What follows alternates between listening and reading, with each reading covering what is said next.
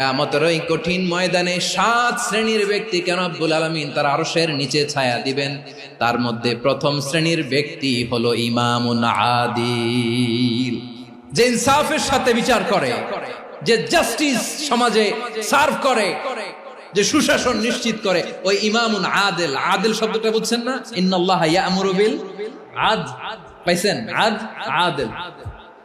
7 শ্রেণীর ব্যক্তিকে আল্লাহ তাআলা সুশীতল আরশের নিচে ছায়া দিবেন, যেদিন তার দেয়া ছায়া ছাড়া কোনো ছায়া থাকবে না। এর প্রথম হচ্ছে ইমামুন আদিল, ন্যায়পরায়ণ শাসক। চিল্লায় বলেন সুবহানাল্লাহ। আবার বিশ্বনবী বললেন, ইন্নাল মুকসিতিনা ইনদাল্লাহি আলা মানাবিরা মিন নূর আন ইয়ামিনির রহমান। কিয়ামতের দিন যারা ন্যায় পরায়ণ হিসেবে আল্লাহর সামনে দাঁড়াবে, কিয়ামতের দিন রব্বুল আলামিন তার আরশের ডান দিকে ওই ন্যায় পরায়ণ লোকদের জন্য আরশের ডান দিকে একটা নূরের